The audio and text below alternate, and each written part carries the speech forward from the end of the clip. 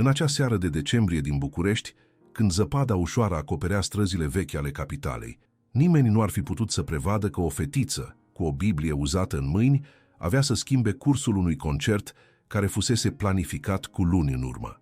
Andrei Rieu stătea în fața Ateneului Român, privind spre intrarea laterală, când ochii lui au rămas fixați asupra unei siluete mici și singure. Nu era plâns, nu era agitație, doar o tăcere profundă care parcă îl chema. În acele momente, Andrei avea să ia o decizie care nu era în program, nu fusese discutată cu orchestra și care avea să transforme complet ceea ce urma să se întâmple în acea seară magică din inima României. Dacă această poveste te-a emoționat și tu, te rog să te abonezi la canal făcând click pe butonul de subscribe și lasă în comentarii orașul din care asculți această poveste extraordinară. Acea zi de iarnă se anunța în București într-o lumină palidă și constantă. Tipică pentru dimineților când orașul pare să se miște mai încet. Străzile din jurul Ateneului Român erau liniștite, cu puțini turiști și localnici care își urmăreau rutinele fără să bănuiască că peste câteva ore ceva extraordinar avea să se întâmple acolo. Pentru Andrei Rieu nu era doar încă un concert. Acceptase această reprezentație dintr-un motiv simplu. Dorea să cânte într-un spațiu mai mic, mai intim, unde muzica putea fi auzită fără distrageri. Încă de la începutul dimineții, Andrei simțise o neliniște greu de explicat. Repetiția era programată pentru începutul după amiezii și orchestra începea să sosească treptat. Dănuț își acorda vioară în tăcere, în timp ce Florina regla ultimele detalii ale producției. Luminița se plimba prin teatru cu pași grijuli, asigurându-se că totul era pregătit înainte de sosirea publicului. Atmosfera era liniștită, aproape solemnă.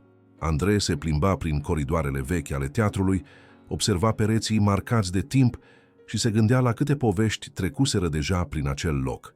Concerte, aplauze, despărțiri. Andrei întotdeauna crezuse că anumite spații păstrau amintiri invizibile, perceptibile doar pentru cei care știau să asculte. Poate că de aceea alegese acest teatru. Cu o oră înainte ca ușile să se deschidă, Andrei hotărâ să iasă câteva minute afară. Îi plăcea să observe împrejurimile locurilor unde cânta, să simtă orașul, să audă sunete care nu veneau de la instrumente. Atunci observă ceva ce nu se potrivea. Lângă intrarea laterală, departe de mișcarea principală, stătea un copil singur. Fetița nu se juca, nu vorbea, nu părea să aștepte pe nimeni. Își ținea privirea în jos, concentrată asupra unei cărțulii mici și uzate pe care o ținea cu grijă exagerată pentru cineva atât de tânăr. Andrei își încetini pasul fără să-și dea seama. Nu știa încă cine era, nici de ce se afla acolo. Dar în acel moment simți că această întâlnire nu era întâmplătoare. Teatrul în care urma să cânte era unul dintre cele mai vechi din București, cu o istorie care se întindea pe mai mult de 2 secole. Pereții purtau poveștile compozitorilor care cântaseră acolo, ale publicului care plânsese și râsese. Andrei simțea întotdeauna o conexiune specială cu locuri ca acestea, unde muzica nu era doar divertisment, ci o formă de expresie spirituală. În acea dimineață, stătuse treaz mai mult decât de obicei în camera de hotel, privind tavanul și ascultând sunetele orașului care veneau prin fereastră. Traficul era diferit de cel din Olanda. Ritmul orașului avea propria sa cadență. Se gândise la programul serii, la piesele pe care le alegese, dar ceva în el simțea că seara nu avea să fie ceea ce planificase. Când plecase spre teatru, admirase arhitectura, fațadele ornamentate, ferestrele cu vitralii, ușile de bronz care străluceau în lumina dimineții.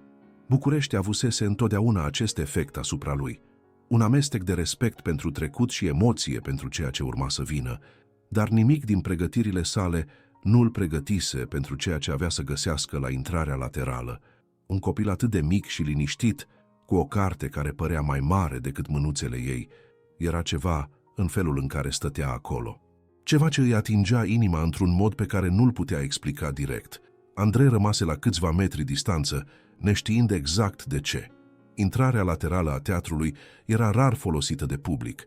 Servea mai mult pentru tehnicienii și personalul teatrului. Era acolo că fetița stătea pe treptele reci de piatră, picioarele balansându-se ușor în aer.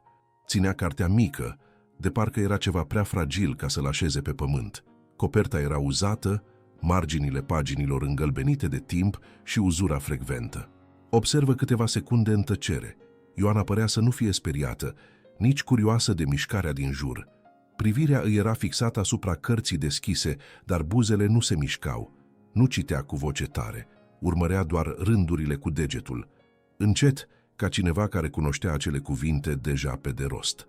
Întrebarea care îi veni în minte lui Andrei era simplă, dar urgentă. Ce făcea acest copil aici singur, cu o Biblie în poală, așteptând ceva ce doar ea părea să înțeleagă? Andrei făcu încă un pas înainte.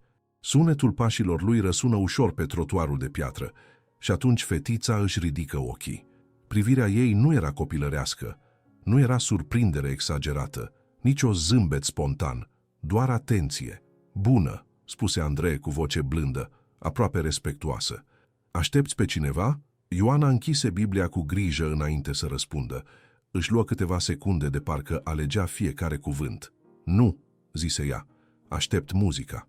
Răspunsul îl surprinse. Andrei își înclină ușor capul, încercând să înțeleagă. Muzica? Repetă el. Ea dădu din cap.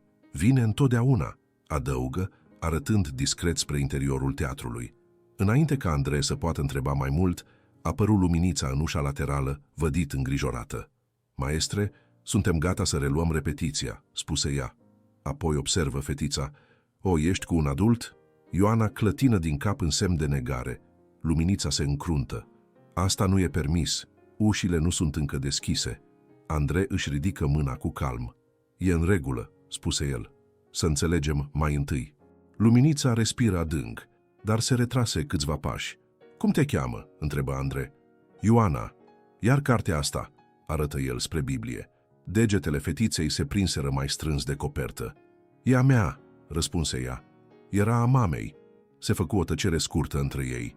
Andrei simți ceva strângându-se în piept, o senzație veche, cunoscută, care apărea de obicei înaintea anumitor reprezentații când muzica părea să cântărească mai greu decât de obicei.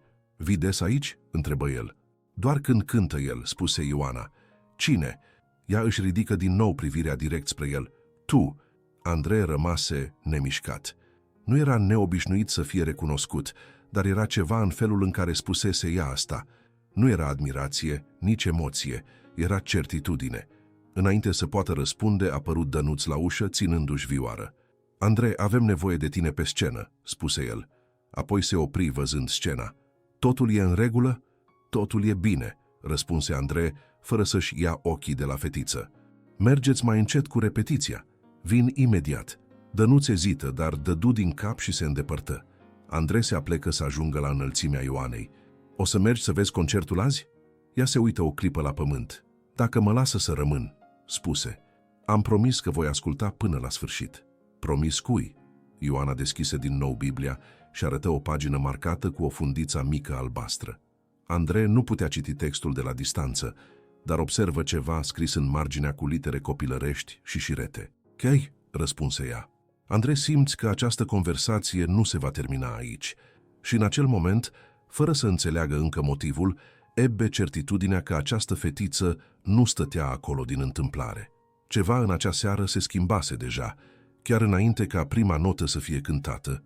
Se ridică și se uită încă o dată la Ioana. Era ceva în prezența ei care îl făcea să-și amintească de propria copilărie, de primele dăți când auzise muzica și simțise că era mai mult decât doar sunet. Era o limbă, un mod de a vorbi despre lucruri pentru care cuvintele nu erau destule. Pot să văd cartea? Întrebă Andrei blând. Ioana ezită, dar apoi i-o întinse cu ambele mâini, de parcă îi preda o comoară. Andrei o luă cu grijă, simți greutatea paginilor uzate, căldura mânuților mici care o ținuseră atât de mult. O deschise la pagina marcată. Textul era subliniat cu creioane colorate și în margine scria cu o caligrafie copilărească: Nu te teme, eu ascult. Andrei simți cum îi se strânge gâtul. Se uită la Ioana, care îl privea cu ochi mari și serioși. Cine a scris asta? Se întrebă el. Mama, răspunse Ioana simplu. Spunea întotdeauna așa când îmi era frică. Atunci Andrei realiză că acest copil purta mai mult decât o carte. Purta o amintire, o prezență, ceva mai mare decât ea însăși. Îi înapoia Biblia și Ioana o primi cu aceeași grijă. Unde e mama ta acum? Întrebă Andrei cu precauție. Ioana se uită la cartea din mâinile ei. A plecat, spuse liniștită, dar a spus că Dumnezeu ne vorbește în multe feluri, uneori cu cuvinte, uneori cu tăcere, uneori cu muzică. Cuvintele îl atinseră pe Andrei mai adânc decât se aștepta. Era obișnuit cu complimente despre muzica sa, cu oameni care îi povesteau cum îi afectase. Dar asta era diferit, asta venea dintr-un loc de adevăr pur, fără filtre sau așteptări. Și tu crezi că el vorbește când eu cânt? Întrebă Andrei. Da, răspunse Ioana fără ezitare, pentru că atunci când cânți tu, oamenii se liniștesc pe dinăuntru. Andrei nu găsi un răspuns direct. Rămaseră acolo unul lângă celălalt, în timp ce sunetul îndepărtat al orașului umplea spațiul dintre ei. În spatele ușii, Andrei auzi sunetele înfundate ale orchestrei care se pregătea. Știa că trebuia să se întoarcă, dar ceva îl ținea acolo, lângă această fetiță mică, cu marele ei adevăr. Cine te-a adus aici azi? Întrebă el în sfârșit. Serafim, spuse ea. E acolo înăuntru, dar nu-i plac concertele. A spus că pot să aștept afară. E tatăl tău? Nu, răspunse Ioana. Are grijă de mine, atât. Înainte ca Andrei să poată întreba mai mult, a apărut Serafim în ușa laterală. Un bărbat simplu, cu o expresie obosită, privire neîncrezătoare când îl văzu pe Andrei așezat lângă fetiță. Ioana, trebuie să plecăm, spuse el.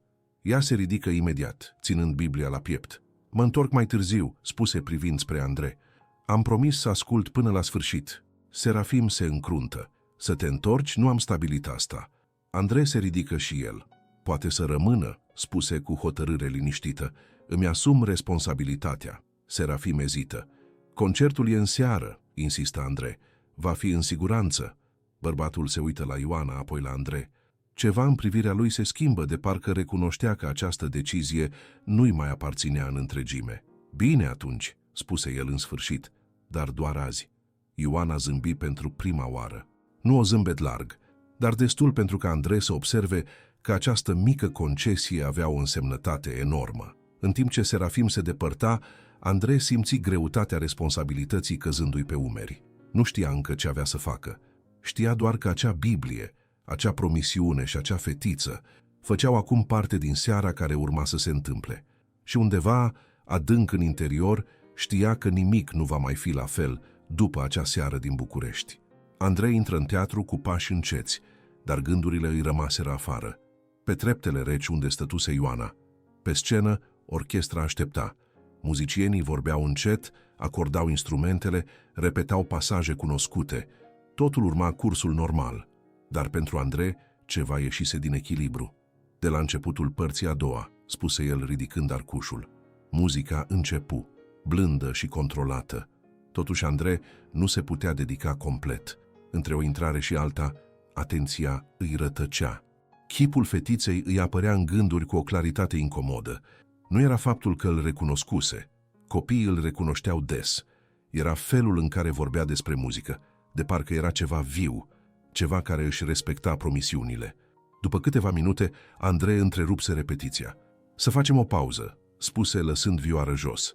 10 minute. Dănuț se apropie imediat. Totul e bine? Întrebă încet.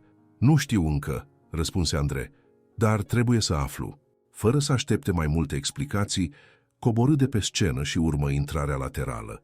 Luminița stătea lângă ușă, privind afară cu neliniște. E încă acolo, spuse ea înainte ca Andrei să poată întreba. Nu s-a mișcat de pe loc. Mulțumesc, răspunse el. Ioana rămăsese în același fel, de parcă timpul trecuse doar pentru restul lumii. Când îl văzu pe Andrei, închise din nou Biblia. Te-ai întors, spuse ea. M-am întors, confirmă el. Pot să mă așez? Ea ridică din umeri, un gest mic. Andrei se așeză pe trepte lângă ea, simți răceala pătruzând prin materialul hainei. Rămaseră câteva secunde în tăcere. Ai spus că ai promis să asculți muzica până la sfârșit, observă el. De ce e atât de important? Ioana nu răspunse direct. Deschise Biblia la pagina marcată cu fundița albastră și de data asta aduse cartea puțin mai aproape de el. Andrei văzut textul subliniat cu creioane colorate și lângă el o propoziție scrisă cu litere copilărești. Nu te teme, eu ascult. Mama mi-a scris asta, spuse Ioana, întotdeauna când îmi era frică. Îi plăcea muzica? Întrebă Andrei. Nu, răspunse fetița, dar îi plăcea când ascultam eu. Andrei, simți greutatea acelor cuvinte. Nu era dramă în ele, doar adevăr. Unde e mama ta acum? Întrebă cu grijă. Ioana închise cartea. A plecat, spuse, dar a zis că Dumnezeu ne vorbește în multe feluri. Uneori cu cuvinte, uneori cu tăcere, uneori cu muzică. Andrei respiră adânc. Nu era prima oară când auzia pe cineva asociind muzica sa cu ceva spiritual, dar niciodată în felul acesta, niciodată venind de la cineva atât de tânăr. Și tu crezi că el vorbește când eu cânt? Întrebă Andrei. Da, răspunse Ioana fără ezitare, pentru că atunci când cânți tu, oamenii se liniștesc pe dinăuntru. Andrei nu găsi un răspuns direct. Rămaseră acolo unul lângă celălalt, în timp ce sunetul îndepărtat al orașului umplea spațiul dintre ei. Atunci se întâmplă ceva neașteptat. Un bărbat în vârstă se apropie din cealaltă parte a străzii, privirea îndreptată spre Ioana. Purta o haină lungă și părul îi era alb, fața marcată de mulți ani. Când se apropie, Andrei îl recunoscu. Era Angel, un dirijor local pensionat pe care îl întâlnise cu ani în urmă la un festival.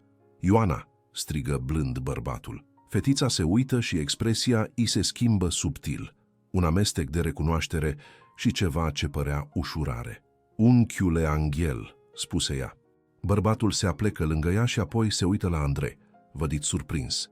Maestru Rieu, spuse Angel, ce surpriză să te văd aici. Andrei dădu din cap politicos. Repet pentru înseară, dar am cunoscut-o pe Ioana aici. Angel se uită la fetiță cu ochi blânzi. Vine des la acest teatru, explică el, de când mama ei a plecat. Andrei simți cum îi se strânge inima la confirmarea a ceea ce bănuise deja. A spus că a promis să asculte până la sfârșit, spuse Andrei încet. Angel dădu din cap încet. Mama ei o aducea întotdeauna la concerte. Era lucrul lor împreună. Și înainte să plece, i-a luat promisiunea Ioanei că va continua să audă muzica, că își va aminti că frumusețea încă există, chiar dacă doare. Cuvintele atârnară greu în aerul dintre cei trei. Andrei se uită la Ioana, care se holba în tăcere la Biblia ei, degetele mângâind coperta. Pot să întreb? Începu Andrei cu precauție. De ce e Biblia atât de importantă? A fost Ioana care răspunse, vocea ei clară și fermă, pentru că mama îmi citea din ea în fiecare seară și înainte să plece a scris în toate marginile, lucruri mici, amintiri, promisiuni. A spus că dacă voi uita vreodată cum era să fiu iubită, să citesc. Andrei simți lacrimile înțepându-l în spatele ochilor. Era obișnuit cu emoția în munca sa, cu oameni care plângeau în timpul concertelor sale. Dar asta era diferit. Era umanitate crudă, pură, fără performance sau așteptări. Angel se ridică, genunchii scrâșnind odată cu mișcarea. Trebuia să plec, dar am văzut-o aici și am vrut să mă asigur că e în siguranță, spuse el. Serafim vine să o ia mai târziu. Puse o mână pe umărul Ioanei. Amintește-ți ce te-am învățat, fetițo. Muzica nu e doar ce auzi, e ce simți când notele se opresc. Cu aceste cuvinte, Angel se întoarse și plecă, silueta lui dispărând încet pe străzile Bucureștiului. Andrei rămase cu Ioana, tăcerea dintre ei acum umplută cu o nouă înțelegere. Realiză că acest copil nu era o întâlnire, era acolo să-i reamintească ceva. Ceva ce în agitația turneelor și concertelor uitase. Ioana, spuse el încet, ce vrei să auzi cu adevărat în seară? Ea se uită la el cu acei ochi mari și serioși. Vreau să aud ce auzea mama, răspunse ea. Muzica care o făcea să știe că totul va fi bine, chiar dacă nu era. Andrei dădu din cap încet, o hotărâre formându-se în gândurile lui, pe care nu o înțelegea încă complet, dar pe care știa că era justă. Atunci voi cânta asta pentru tine, promise el. Și în acel moment, fără ca vreunul dintre ei să știe, începu adevărata pregătire pentru concert. Nu în teatru, nu cu orchestra, ci aici, pe niște trepte reci de piatră, cu o fetiță și Biblia ei și o promisiune care avea să schimbe totul. Când Andrei se întoarse pe scenă, repetiția se relua, dar nu mai era la fel. Fiecare notă părea încărcată cu ceva ce nu era în partitură. Dănuț observă primul. Arcușul lui Andrei se mișca cu mai multă grijă, de parcă asculta ceva în afara orchestrei însăși. E diferit, murmură Dănuț în timpul unei pauze scurte. Mai încet. Andrei doar dădu din cap. Continuă așa, răspunse el. Azi nu avem grabă. Florina se apropie cu tabla în mâini. Teatrul se deschide într-o oră, îl avertiza. Public limitat, așa cum am convenit. Totul merge conform planului. Andrei se uită spre scaunele goale din fața scenei. Pentru prima oară de mult timp, simți că acest concert nu avea să fie despre aplauze. Trebuie să fac o modificare, spuse el. Florina ridică privirea. Modificare de repertoriu? Nu, răspunse Andrei. De intenție. Ea nu insistă. Cunoștea acel ton. Când Andrei vorbea așa, se pregătea ceva extraordinar. Cu puțin înainte de deschiderea ușilor, luminița o conduse pe Ioana înăuntru în teatru. Fetița merse încet, de parcă intra într-un loc sfânt. Se așeză pe rândul 3, exact la mijloc, cu Biblia în poală. Nu se uită în jur. Ochii îi erau îndreptați spre scena goală. Andrei o observă discret din spatele cortinei. S-o vadă atât de mică în acea sală imensă, îi dădu un sentiment de urgență. Trebuia să se facă ceva. Ceva ce nu fusese repetat, nici convenit, nici autorizat. Andrei? Strigă Dănuț apropiindu-se. Totul e gata. Nu totul, răspunse el. Trebuie să vorbesc cu tine. Dănuț se încruntă. Acum? Cei doi se retraseră câțiva pași. Azi, în al doilea bloc, după piesa principală, spuse Andrei, nu vreau aplauze imediate. Cum adică? Vreau tăcere, răspunse el. Tăcere completă, fără să anunț nimic. Dănuț îl privi uimit. Asta va confuza publicul. Exact, spuse Andrei. Confuzia deschide spațiu pentru ascultare. Dănuț respiră adânc și după o tăcere, Andrei se uită din nou spre Ioana. Apoi fac ceva singur. Singur? Dănuț deschise ochii mari. Andrei, asta nu e în program. Știu. A fost un moment de ezitare. Ai încredere în mine? Întrebă Andrei. Dănuț dădu din cap încet, ca întotdeauna. Când luminile se stinseră și concertul începu, publicul reacționă cu entuziasmul așteptat. Orchestra sună impecabil. Fiecare piesă fu primită cu atenție și respect. Totuși, Andrei, simți că toate acestea nu erau decât drumul spre ceva mai mare. În intervalele dintre piese, ochii lui căutau pe Ioana. Ea rămânea nemișcată, mâinile pe Biblie, de parcă aștepta ceva specific. Nu muzica în sine, ci momentul potrivit. La sfârșitul piesei principale, publicul începu să aplaude. Andrei ridică mâna. Aplauzele se opriră treptat, înlocuite de o tăcere incomodă. Oamenii se uitau unii la alții fără să înțeleagă. Andrei rămase în picioare, vioară lăsată jos. Apoi făcu un gest neașteptat. Se plimbă spre marginea scenei și vorbi fără microfon. Azi muzica nu a venit doar să fie auzită, spuse el. A venit să răspundă. Publicul rămase nemișcat. Andrei se întoarse, se plimbă spre partea laterală a scenei și făcu un semn către luminița. Ea ezită, dar ascultă. Ioana fu condusă spre scenă. Fetița urcă treptele cu grijă, ținând strâns Biblia. O murmură trecu prin public. Andrei îngenunchează în fața ei. Ai promis să asculți până la sfârșit, spuse el încet. Ioana dădu din cap. Acum e rândul meu să-mi respect promisiunea, răspunse Andrei. Se întoarse la mijlocul scenei, ridică vioară și pentru prima oară în seara aceea nu urmă nicio partitură. Melodia care se naște era simplă, aproape copilărească, dar încărcată cu o delicatețe care opri respirația tuturor. Ioana închise ochii și în acel moment Andrei știu că trecuse un punct fără întoarcere. Concertul nu-i mai aparținea, nici muzica. Ceva mai mare preluase controlul și nimeni din teatru, absolut nimeni, nu se aștepta la ceea ce urma să se întâmple. A fost atunci când se întâmplă ceva ciudat. În timp ce Andrei cânta, Ioana a început să cânte încet. Vocea ei era subțire, dar pură. O melodie pe care Andrei nu o cunoștea, dar care se potrivea perfect cu ceea ce cânta el. Cuvintele erau într-o limbă pe care nu o recunoștea direct, posibil o rugăciune copilărească sau un cântec pe care mama ei îl învățase. Publicul era încremerit. Unii își scoaseră telefoanele, dar se opriră la jumătatea drumului, de parcă filmarea acelui moment l-ar fi profanat. Alții aveau lacrimi în ochi, atinși de ceva ce nu puteau explica complet. Dănuț, care privea din poziția sa, simți cum îi se strânge pieptul. În toți anii cu Andrei, nu mai văzuse niciodată așa ceva. Nu mai era un concert, era ceva mai profund, ceva ce atingea marginea spiritualului. Florina stătea în spatele scenei, tabla ei uitată în mâini. Organizase totul, planicase fiecare detaliu. Dar asta era ceva ce nicio planificare nu putea prevedea. Melodia atinse un punct culminant și vocea Ioanei se ridică odată cu ea. o armonie perfectă, care părea să vină de undeva în afara lor amândoi. Și apoi, în cel mai neașteptat moment, muzica nu se opri treptat, nu cu un ritardando. Se opri brusc ca o întrebare suspendată în aer. Tăcerea care urmă era absolută. Chiar și sunetul respirației părea să fi încetat. Andrei stătea acolo, vioară încă sub bărbie, arcușul în aer, uitându-se la Ioana. Fetița își deschise ochii și în acea privire ceva se schimbase. Era încă tristeție, dar și altceva. Pace, poate, sau înțelegere. Deschise Biblia și scoase ceva din ea, o bucățică de hârtie îndoită și îngălbenită de vechime. O desfăcu cu grijă și începu să citească. Vocea ei clară în tăcerea absolută a teatrului. "Mama a scris," spuse ea, "că dacă nu mi mai poate spune că mă iubește, să ascult muzica. Pentru că iubirea nu se oprește când cineva pleacă, doar își schimbă forma." Lacrimile curgeau acum libere pe fețele multor oameni din public. Acesta nu mai era un concert, era o mărturie. Un moment de umanitate colectivă care îi atingea pe toți până în miezul ființei. Andrei îngenunchează din nou în fața Ioanei. "Mama ta avea dreptate," spuse el încet. "Iubirea nu se oprește niciodată.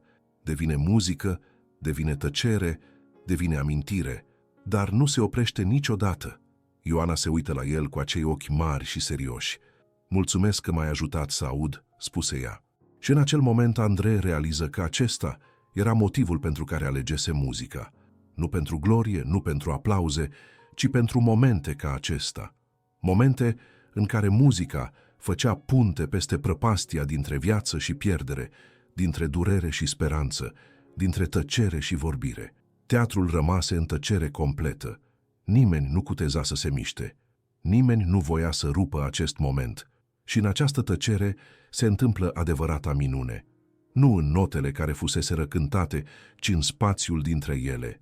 În conexiunea care se făcuse între o fetiță, un maestru și o promisiune care în sfârșit fusese împlinită.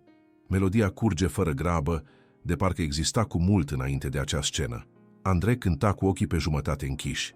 Nu pentru public, ci pentru ceva invizibil dintre note. Nu era virtuozitate, nu era spectacol, doar sunet și pauză, respirație și așteptare. Întregul teatru părea suspendat. Nimeni nu tușea, nimeni nu se mișca. Tăcerea dintre frazele muzicale era la fel de importantă ca muzica însăși. Era în aceasta că se întâmpla ceva. Ioana rămânea în picioare aproape de scenă, Biblia strânsă la piept. Umerii îi se relaxară încet, de parcă o povară veche era luată jos. Cuvintele pe care nu le spunea găseau loc acolo în ceea ce nu se spunea. Dănuț observa din orchestră, vioară sprijinită pe umăr, uitată. Nu mai văzuse niciodată pe Andrei cântând așa. Nu era un dirijor care conducea muzicanți.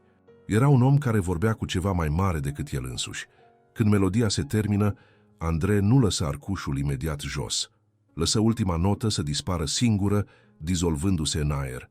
Tăcerea se întoarse, mai adâncă decât înainte. Apoi se întâmplă ceva neașteptat. Ioana a făcut un pas mic înainte. Sunetul încălțărilor ei răsună prea tare în acel gol absolut. Se uită la Andrei, căutând permisiunea. El dădu din cap, aproape imperceptibil. Fetița deschise Biblia. Nu să citească, doar să deschidă. Gestul simplu, aproape banal, provocă o neliniște vizibilă în public. Unii se mișcară în scaunele lor, alții își ținuseră respirația. Ioana își ridică fața și vorbi cu voce clară, prea fermă pentru cineva de 9 ani. "Mama spunea că atunci când nu mai știm ce să cerem, e mai bine să ascultăm." Făcu o pauză scurtă. Eu am ascultat. Andrei simți un nod în gât. Nu era o repetară, nu era o înscenare. Știa asta. Fiecare muzician de acolo știa asta la fel. "Azi," continuă Ioana, "am promis să ascult până la sfârșit și am ascultat. Acum pot să plec în pace." O murmură trecu prin public. Unii își ștergeau discret ochii, fără să înțeleagă exact de ce. Nu era o poveste completă, nici o explicație logică, doar adevărul. Andrei se apropie încet. Nu o atinse, rămase doar lângă ea. "Mulțumesc că mi-ai reamintit," spuse încet, dar audibil. Ioana închise Biblia și dădu din cap ca cineva care încheie o sarcină importantă. A fost atunci când Andrei luă decizia finală. Se întoarse spre orchestră și fără cuvinte făcu un gest clar. Un singur acord blând apăru, susținut, aproape ca o șoaptă colectivă. Nu era o piesă cunoscută, nu avea nume, era doar prezență. Ioana coborî de pe scenă cu ajutorul luminiței și se așeză din nou pe scaunul ei. De data aceasta se lăsă pe spate și închise ochii liniștită. Acordul se opri și abia atunci veni aplauzul, nu exploziv, nu imediat. Veni ca valurile, crescând treptat, încărcat cu ceva diferit. Recunoștință, respect, ceva aproape de venerare. Andrei se înclină, dar nu zâmbi. Ochii lui o căutară pe Ioana o ultimă dată. Ea dormea.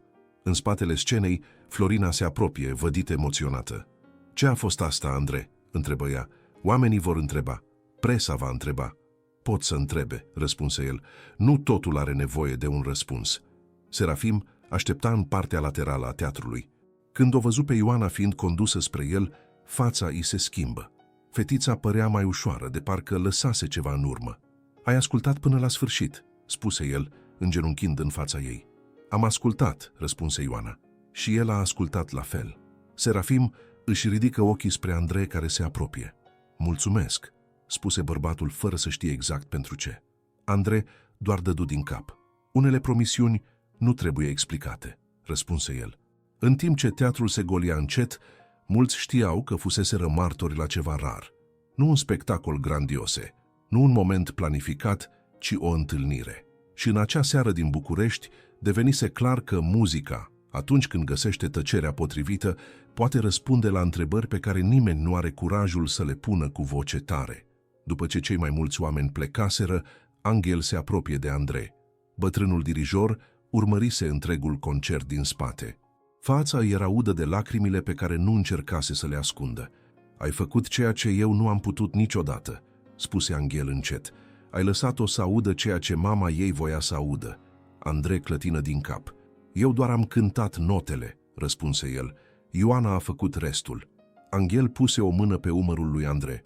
"Nu înțelegi," spuse el. "Mama ei o aducea la fiecare concert pe care l-am dirijat eu în ultimele luni înainte să plece. Spunea întotdeauna că muzica e singura limbă care nu minte, iar în seara asta ai dovedit că acel adevăr." Cei doi bărbați stătură acolo în sala acum goală, înconjurați de ecoul a ceea ce se întâmplase. "Ce se va întâmpla cu ea acum?" întrebă Andrei. "Serafim face ce poate," răspunse Angel. "Dar e greu. Ioana are momente când se retrage în ea însăși, săptămâni când abia vorbește. Dar în seara asta am văzut-o pe mama ei în ochii ei. Pacea, vreau să spun." Andrei simți greutatea acelor cuvinte. Nu cântase doar pentru un public. Cântase pentru o fetiță care avea nevoie de un mod să-și ia rămas bun de la mama ei. Și cumva, fără să planifice, muzica făcuse acea punte. Luminița veni spre ei, ochii roșii de plâns. "Oamenii de afară," spuse ea, "vor să știe despre fetiță. Sunt deja mesaje pe rețelele sociale, întrebări despre ceea ce s-a întâmplat." Andrei se uită la ea hotărât. "Nu le spune nimic," spuse el. "Aceasta nu e povestea lor de spus." "Tăia Ioanei, dar vor continua să întrebe." "Atunci să întrebe," răspunse Andrei. "Unele momente sunt menite să fie trăite, nu explicate." Mai târziu, când Andrei era singur în camerino, luă vioară și cântă încet aceeași melodie pe care o cântase pentru Ioana. Suna diferit, acum încărcată cu amintirea vocii ei, cu tăcerea care urmase, cu pacea pe care o văzuse în ochii ei. Realiză că acest concert, această seară din București, îl învățase mai mult despre muzică decât decenii de reprezentații. Nu era despre tehnică sau perfecțiune, era despre conexiune, despre atingerea acelui loc din oameni unde cuvintele nu puteau ajunge. Telefonul sună, dar îl ignoră. Ar fi mesaje, întrebări, poate chiar critici, dar nimic din toate acestea nu conta. Ceea ce conta se întâmplase în acele momente de tăcere, în ochii unei fetițe care în sfârșit auzise ceea ce mama ei voise să audă. Și în timp ce Andrei își așeza vioară și se pregătea să plece, știa că această seară avea să-l urmărească pentru totdeauna. Nu ca unul dintre concertele sale mari, ci ca unul dintre cele mai importante, pentru că învățase că uneori cele mai mici momente au cea mai mare greutate. Teatrul era aproape gol când Andrei se întoarse pe scenă. Scaunele tăcute păreau mai mari fără public, de parcă păstrau ecouri care nu hotărâseră încă să plece. Se plimbă spre mijloc, se uită la tavanul împodobit și respiră adânc. Această seară nu se va termina când se vor stinge luminile, știa asta. În spatele scenei, Dănuț își păstra vioară cu o grijă neobișnuită. Nu am mai văzut niciodată așa ceva, spuse fără să-și ridice privirea. Nu a fost un concert. Nu, răspunse Andrei. A fost un răspuns. Florina se apropie cu telefonul tremurând în mâini. Întreabă deja, spuse ea. Videouri, mesaje, jurnaliști. Vor să știe cine e fetița. Vor să știe de ce ai făcut asta. Andrei clătină din cap. Nu-i spune povestea, spuse el. Nu ne aparține. Florina dădu din cap înțelegând. Afară, Serafim îi punea haina Ioanei, care încă părea pe jumătate adormită. Fetița ținea Biblia cu mai puțină strânsoare, acum de parcă nu trebuia să se mai agățe atât de tare de ea. Ți-ai respectat promisiunea, spuse Serafim. Da, răspunse Ioana. Acum pot să ascult și acasă. Se uită o ultimă dată la teatru. El o să-și amintească, adăugă ea. Serafim nu întrebă cine. Când Andrei ieși pe ușa laterală, aerul rece al nopții îl învelă. O văzu pe Ioana și pe Serafim pregătindu-se să plece. Se apropie încet. Ioana, strigă el. Ea se întoarse imediat. Mulțumesc că ai avut încredere în muzică, spuse Andrei. Fetița se gândi câteva secunde. Nu a fost în muzică, răspunse ea. A fost în tine când ai tăcut. Andrei simțe o înțepătură în piept. Se îngenunchează în fața ei. Ține asta la tine, spuse scoțând un obiect mic din buzunar. Un medalion simplu, fără inscripție. Nu e o amuletă. E doar o amintire că ascultarea e și ea un dar. Ioana ținea medalionul cu curiozitate. Pot să-l păstrez în Biblie? Întrebă ea. Poți, răspunse Andrei zâmbind. Ea deschise cartea cu grijă și puse medalionul între paginile marcate cu fundița albastră. Fără mai multe cuvinte, își luară rămas bun. Mai târziu, singur în camera de hotel, Andrei își puse vioară pe masă și se așeză pe marginea patului. Tăcerea de acolo era diferită, nu goală, ci plină. Luă din nou vioară și cântă aceeași melodie din seară, încet doar pentru el. Suna diferit. Avea să sune întotdeauna diferit. A doua zi dimineața, concertul avea să fie comentat ca unul dintre cele mai ciudate din cariera lui. Unii aveau să-l numească curaj, alții improvizație emoțională. Puțini aveau să înțeleagă. Dar Andrei nu avea nevoie să înțeleagă, pentru că uneori o fetiță cu o Biblie nu apare să ceară ceva. Apare doar să-ți reamintească că muzica nu începe atunci când arcușul atinge coarda. Începe atunci când cineva decide să asculte. Și asta Andrei Rieu nu avea să uite niciodată. În zilele care urmară, poveștile începură să se răspândească.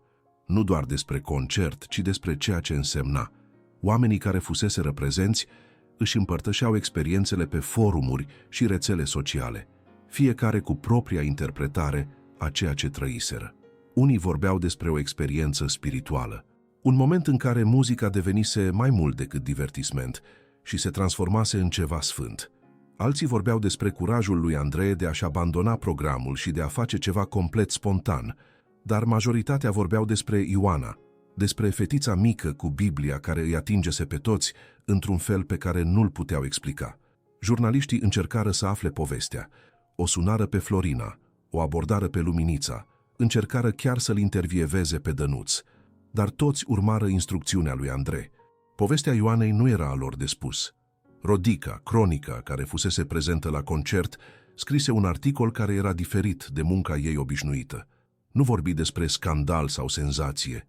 Scrise despre umanitate, despre puterea unui gest simplu, despre modul în care arta poate uneori să facă punte peste prăpastia dintre pierdere și acceptare. Articolul devenise viral, dar nu pentru că era șocant. Devenie viral pentru că era adevărat. Oamenii recunoșteau în poveste propriile experiențe cu pierderea, propria căutare de sens, propriile momente de grație neașteptată. Anghel primi o copie a articolului și o citi cu lacrimile la ochi. Dădu din cap către el însuși, știind că rolul său în această poveste fusese mic, dar esențial. O ghidase pe Ioana către acel loc, dar Andrei fusese cel care o ajutase să audă ceea ce trebuia să audă. Săptămâni mai târziu, Andrei primi o scrisoare. Nu recunoscu caligrafice, dar când o deschise, găsi un desen al unei fetițe cu o vioară și o Biblie. Dedesubt scria cu litere copilărești: "Mulțumesc că m-ai ajutat să aud muzica mamei, Ioana."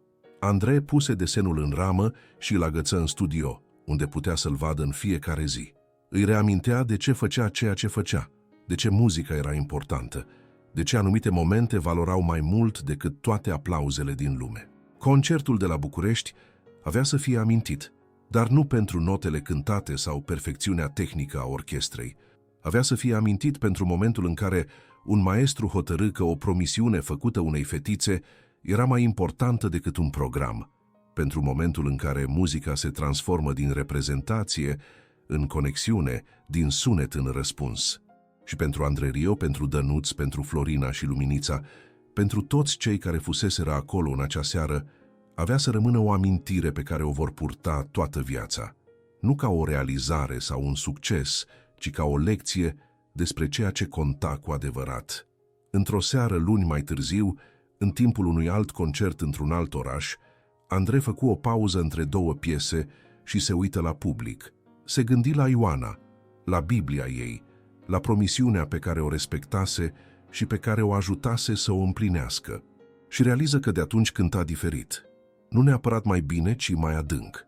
Cu mai multă atenție la spațiile dintre note, la tăcerea care era la fel de importantă ca sunetul, la posibilitatea ca undeva în public să stea cineva care avea nevoie de un răspuns pe care doar muzica îl putea da. Concertul continuă, notele umplură sala și Andrei cântă cu ochii pe jumătate închiși, ascultând nu doar muzica, ci ceva mai adânc.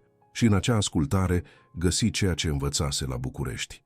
Că cel mai mare dar pe care îl poate da un muzician nu e virtuozitatea sau perfecțiunea, ci disponibilitatea de a fi o punte între tăcere și sunet, între pierdere și speranță, între întrebare și răspuns. Și în timp ce ultimele note ale serii se topeau și aplauzele începeau, Andrei știa că va purta cu el lecția Ioanei oriunde va merge, pentru că anumite momente par mici, dar schimbă totul. Și anumite întâlniri, oricât de scurte, lasă un ecou care durează o viață întreagă. În luna care urma acelui concert memorabil, Ioana se schimbase. Serafim observase primul. Fetița nu mai stătea ore întregi în tăcere privind pe fereastră. Începuse să vorbească despre mama ei fără să plângă. Și, cea mai importantă schimbare, începuse să cânte. Nu melodii complexe, ci cântecele simple pe care mama ei le învățase. Dar vocea ei nu mai tremura. Era clară, liniștită, ca și cum găsise pacea cu trecutul și curajul pentru viitor. Serafim o găsise într-o dimineață în grădina mică din spatele casei, ținând Biblia deschisă și cântând încet. Medalionul pe care îl primise de la Andrei atârna dintr-o fundițe, prins între pagini, ca un semn al promisiunii împlinite. "Ce cânți?" o întrebase el. "O cântă pentru mama," răspunsese Ioana, "ca să știe că am ascultat, că am înțeles și că sunt gata să merg mai departe." Angel veni să o viziteze într-o după-amiază călduroasă. O găsi citind în același loc din grădină, dar de data aceasta nu singură. Doi copii din vecini stăteau lângă ea, ascultând-o cu atenție în timp ce le povestea din Biblie, cu aceleași cuvinte pe care mama ei îi le spusese cândva. Bătrânul dirijor zâmbi. Ioana nu doar primise consolarea pe care o căuta, acum o dădea mai departe. "Ioana," o strigă el blând. Ea ridică privirea, dar nu se opri din povești. "Unchiule Angel, vino să auzi povestea cu David și Goliat." El se așeză pe iarba udă, fericind să fie parte din acel cerc mic de inocență și înțelepciune. În timp ce o asculta vorbind despre curaj și credință, Angel realiză că seara aceea de la Ateneul Român nu se terminase cu ultimele aplauze. Se continua aici, în grădina unei case modeste, în vocea unei fetițe care învățase să transforme durerea în povești de speranță. Mai târziu, Angel îi spuse lui Serafim: "Concertul acela nu a vindecat-o doar pe Ioana. Ne-a vindecat pe toți cei care am fost acolo. Ne-a amintit ce înseamnă să fim umani."